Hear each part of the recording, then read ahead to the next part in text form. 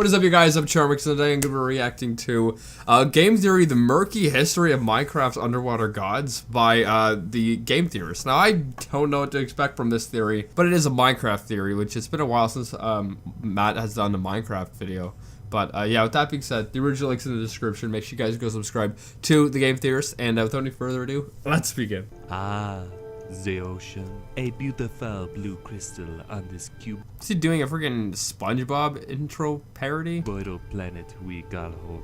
Home to sea creatures large and small. The majestic squid, the playful dolphin.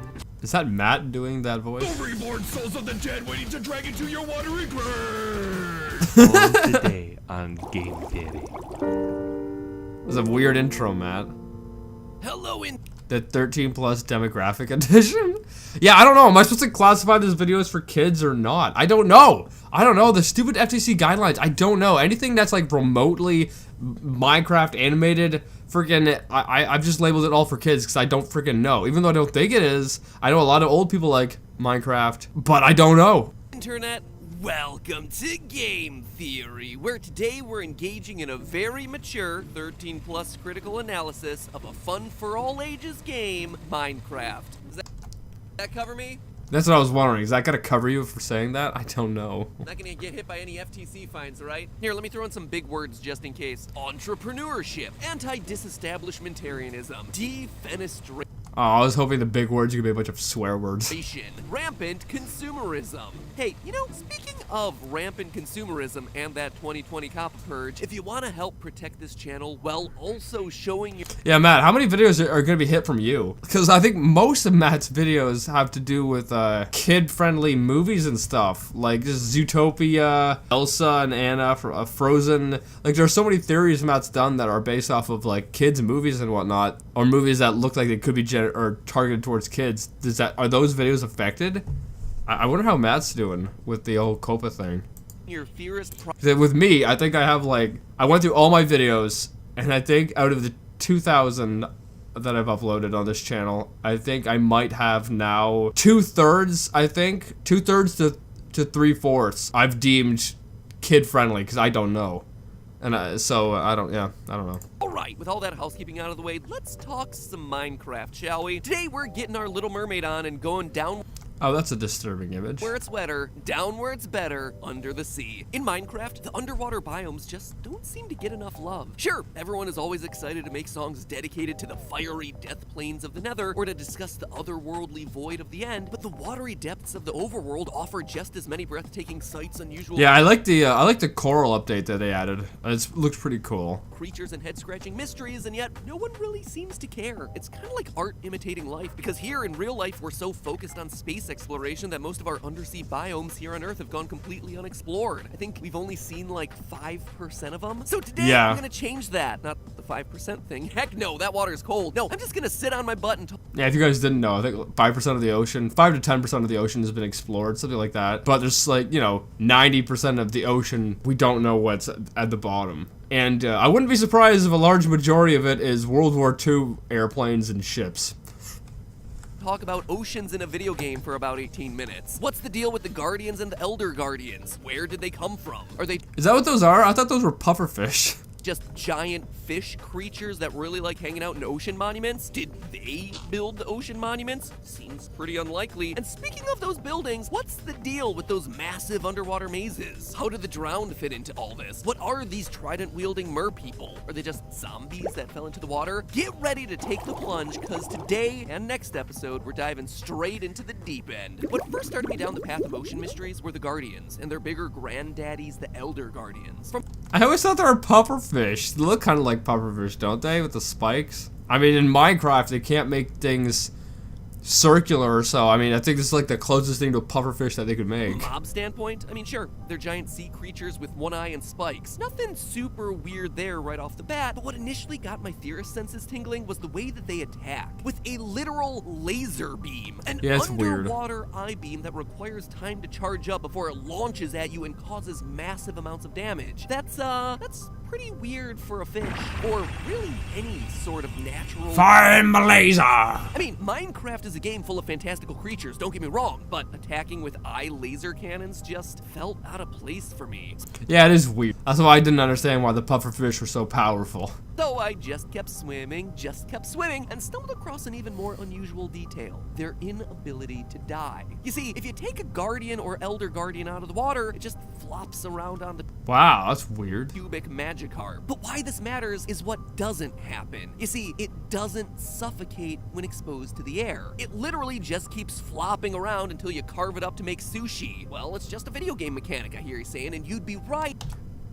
You'd be right, but with the other fish, they would drown outside of water, right? Or they would die. So obviously that is implemented in there for a reason. If only other fish behaved the same Yeah. way. Oh wait, no, that's a pufferfish. Okay, yeah, that's right. I forgot that there actually were these pufferfish in the game. For every other fish in the game, you take it out of the water, it flops around and eventually dies. Take a squid out of the water, it suffocates and dies. Take a salmon out of the water, it suffocates and dies. Take a pufferfish or a cod out of the water, they suffocate and they die. If you can't tell, there were a lot of cuboidal animals that were harmed during... That's what I was gonna make a joke about that, but I didn't know how to form the joke. About Matt having to do a lot of humane research for this video.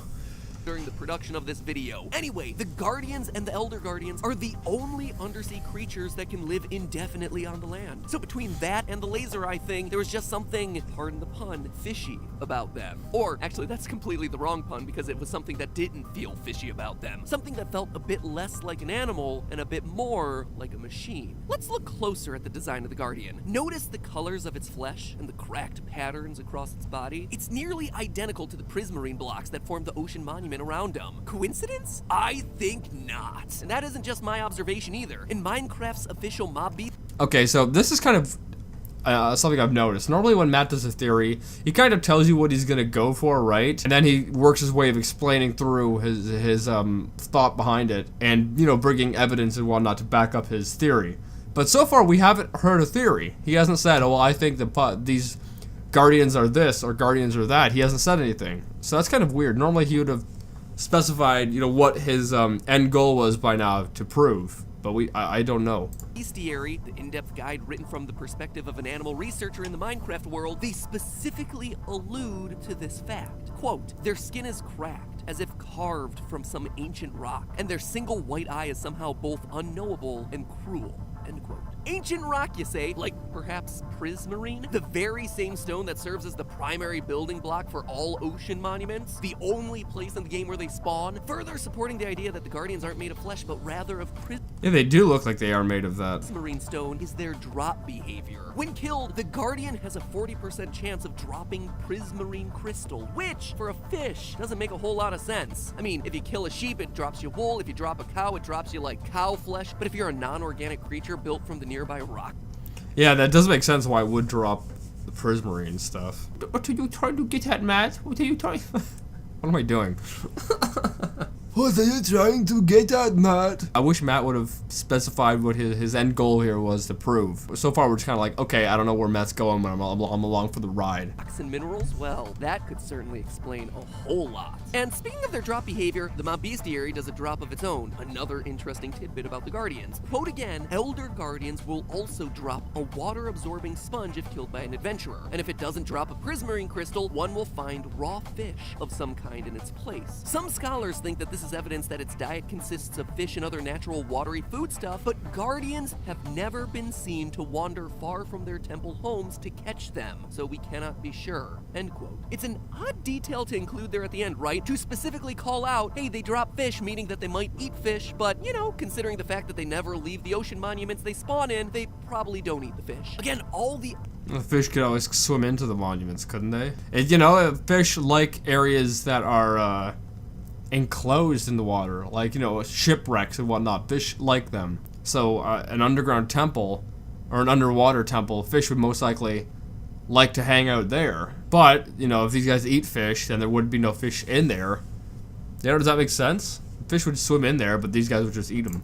evidence seems to be pointing to these creatures not being animals, as I'm sure we've all assumed them to be, but rather some sort of artificial creation. A defense mechanism built of the surrounding materials somehow mixed with real-life fish, or real-life fish DNA to protect the very monument that they spawn inside. Even the creature's anatomical design inside the mob bestiary seems to contain some level of secrets. For most other mobs in the game, the book has this incredible illustration of their inner workings. So wait, so did Mojang actually make this book explaining the characters and how things work like that? That's what it seems like. I don't know. The dense skeletons of the creeper, the humanoid brains of the Enderman. But for the Elder Guardian, we get ourselves a piece-by-piece dissection of the eye, with components that look kind of like wires, leading to panels meant to charge up its laser.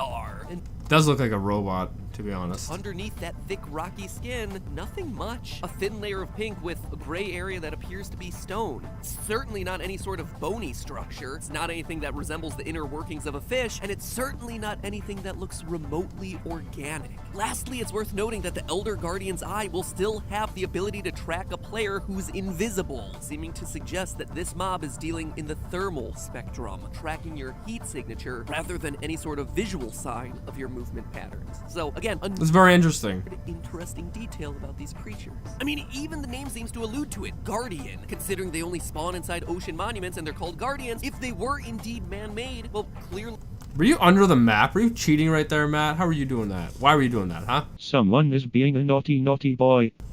they were made to act as some sort of security mechanism. But then, what are they supposed to be protecting? Well, despite ocean monuments being massive complexes, there's really only two unusual rooms worth calling out inside of them: the sponge room and the treasure room. The first is fairly self-explanatory. It's the sponge room. It is a room full of sponges. There's not much more to say there. I'm personally more of a loofah man myself, but still, it's odd that whoever built this enormous building deemed it necessary to dedicate a room to this one oddly specific item. More on It is weird that they would they put sponges in there and dedicate the room to the sponges. Very weird. I never thought of that before. that in a minute, because it's the treasure room that I think the Guardians want to focus on. You see, while every monument may not necessarily contain itself a sponge room, all monuments do contain themselves a treasure chamber, a central area with a tall ceiling and 8 gold blocks located in the middle. Gold blocks that are encased or hidden behind a layer of dark prismarine. And it's this right here that is perhaps the most oddly specific design choice hidden in the entire game. Here we are in the middle of this What? What's the design choice? That it's the gold? Or that it's the stuff surrounding the gold? massive underwater complex made entirely of one material. Just varieties of prismarine everywhere. That's it. And yet, smack in the middle, the designers decide to include this massive golden box. Alright, that alone would Is that supposed to represent the fish, maybe? The Guardians? I don't know. I'm just shooting in the dark at this point. I'm just firing blanks. make some kind of sense, I guess, displaying your prized treasure like it's a core to the entire building, but it's the fact that the gold is hidden under another layer, that the gold is literally encased within a box of dark prismarine, within a box of another stone hidden away, that really strikes me as noteworthy here. And it's those details, coupled with the overall design of the structure, that leads me to believe that the ocean monuments were made to be religious buildings. First, let's just start by looking at the overall design of the ocean monument. I mean, yeah, that kind of goes without saying, though. It looks like a freaking temple, right? It's a classic ziggurat structure, a staircase-like building with wide, flat landings that get narrower each level up. Basically, it's like a big pyramid, but with some stopping points. Is that Obama on there? Why? As you get higher, whereas a more traditional pyramid, like those in Egypt, consists of That's funny. I don't know why you put it there, but that's a hilarious. smooth, continuous line all the way to the peak. Ziggurats were famous in ancient Mesopotamia, basically the first place you learn about Was that the Aztecs where they'd like cut people's hearts out and stuff? in world history class and never fully understand or care about. Cradle of civilization, have no idea what that is. Let's just get to ancient Greece and Egypt already. Those are the cool ones. Or at least that's how I felt when I was learning those units. So I went back, refreshed myself on all that information, and let me clear it up for you. Mesopotamia back in See, Matt, if you just paid attention to begin with, you wouldn't have had to do that. the day was where modern-day Iraq and part of Syria are today. Okay, that was not the Aztecs. I think the Aztecs were in South America, right? So basically, it's an ancient civilization located in the Middle East. That is where you would find structures like the one that we see depicted here in Minecraft. So, knowing the real-life structure that these monuments are based on, we can start to get clues as... Are there any other structures that would look similar to that, though? Because this kind of resembles that structure, but not really. Like, I'm pretty sure any other kind of structure built, like the Aztecs, what kind of structure did they use? Would it look similar to this? There have been plenty of civilizations throughout history. Do any other ones have buildings look similar to this? Did you think of that, Matt? to what their intended use was in the Minecraft lore. You see, in ancient Mesopotamia, a ziggurat's main purpose was religious. It was meant to connect heaven and earth. They're thought to have been built to literally house the gods. As such, only priests were allowed to get inside of the ziggurats. And this hypothetical religious use seems to be supported by Minecraft. You see, one other key feature of the ocean monument is the fact that underneath the monument are 23 giant pillars that stretch down to the ocean floor. And it's always 23, unless of course there's some weird spawn hiccup. But that 23 number, I've said it so many times this episode, it seems so oddly specific, right? It has got to mean something. And wouldn't you know it, I think it does. You see, the number 23 is just one of those numbers that's considered to be really important to humans. Yeah, I mean, if it was 21, it would just be a meme, right? It's a prime number, which already makes it special. It's the number of chromosome pairs that we have in our body. It's basketball Well, speak for yourself.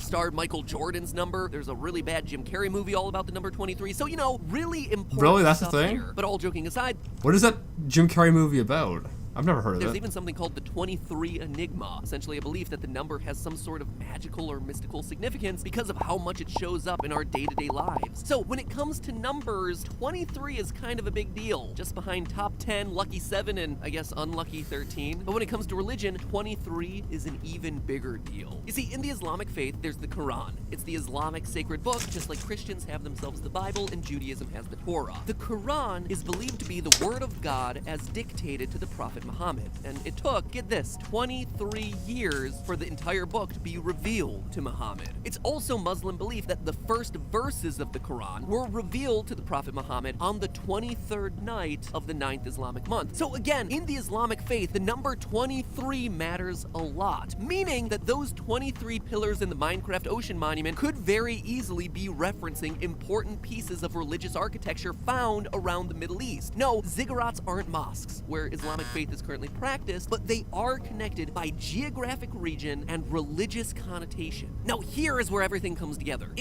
Wait, so the 23 was just like, you think it's 23 just because 23 shows up everywhere? But that's the only reason that you think it's that? Minecraft's ocean monuments were indeed places of religious significance. Where an ancient race of people believed gods could come down onto the earth and live, it could explain the box of gold encased in dark prismarine with sea lanterns in each of its corners. But to understand why, you have to be familiar with the Kaaba. The Kaaba is a black cube building at the center of Islam's most important mosque, the Great Mosque of Mecca. It is the most important place in the Wait, so you think the gold thing is that? Islamic faith. So important that practitioners of Islam are almost required to take a pilgrimage to see this once in their life and give worship there. Why? Well, it's thought that the Kaaba is the house of God, the sacred house, the connection between heaven and the earth. The Kaaba is a sacred place with an inside of gold and marble, but on the outside, it appears to just be a large black cube of dark granite. Just like... So you think the thing in the fish house, the temple, is this? Or something relatively similar? Like we see in the game with the dark prismarine being on the outside of those golden cubes. In each of the Now that makes it more believable to Matt's theory. corners in Minecraft is a sea lantern. And wouldn't you know it, each corner of the Kaaba also has itself a special symbolic significance, most often pointing to one key location from Islamic history. So could it be that the guardians of Minecraft are protecting the most sacred treasure of all, the location, or at least the perceived location, of God himself? It sounds crazy, but remember, the ending of Minecraft does indeed have two godlike figures speaking with each other about your gameplay. The fact that gods exist in the canonical universe of Minecraft Minecraft is an established part of the lore. I mean, a lot of the details really line up here. The ziggurat structure connects us to the Middle East and Islamic tradition. The 20 Are there no other structures built around the world that resemble something similar to this? There has to have been something, right? You'd think there would have to be something else built that would look similar to this. 3 pillars and their importance to Islamic faith, covering up the golden, important interior of a building with a dark stone exterior just like the Kaaba. The perfect cubic shape of both of those structures. The importance of each of the corners. The need to have the guardians protecting this place at all. Heck, even the name. This is the Ocean Monument. It isn't a ruin, it's not a temple, it's a monument. Monument is a word used to honor a place of historical significance, a place of the dead, or an important figure like a god. You don't call the building that houses your sponge room a monument. Oh yeah, and it's worth mentioning here as one last final Why is this sponge in there to begin with? We need to address this too. no, the one practical function of the ziggurat was actually to serve as just a high place on which the priests could escape rising water that would flood the Mesopotamian areas every year. Rising Oh, wow. Oh, that's interesting. Now, if the priests are stuck up there, what do they eat? How do they get out of there? water, huh? Maybe the underwater monuments weren't quite so Oh, the rising water. So, okay, that actually makes a lot more sense. That actually makes a lot more. Why didn't you bring this up sooner? underwater. So we have ourselves the heat-seeking laser-shooting fish that might have been man-made to protect an underwater monument dedicated to what may or may not be an ancient god. Now the only question is, who built it? Why is it here underwater? And that, my friends, is explained through 2 words: the drowned. But that theory will have to wait for another day. In the meantime, That's an interesting theory, Matt. remember, that's just a theory. A game theory. It's a very interesting theory, Matt. I think it makes a lot more sense, especially at the end there with the water rising. Why didn't you mention that sooner? It doesn't really explain the fish that much. Like, I don't know if this whole episode was to explain the fish. I thought it was, but I mean, I guess it's not to explain the fish. Like the weird, the Guardians, but I don't know, whatever. I hope you guys like this. I think it's an interesting theory. I definitely think Matt could be right in this theory, but I definitely think it has more possibilities to be something else, and Matt could be wrong. So I think out of a 10, I'd rate this theory maybe like a 6, maybe like a 6. I think it's a good theory, but I think there is room that he could be wrong. But yeah, anyway, I hope you guys like this though. Make sure you guys go subscribe to the Game Theories. I'll link to the description if you're new. Hit subscribe to the family, and with that being said, see you guys next time. Boop.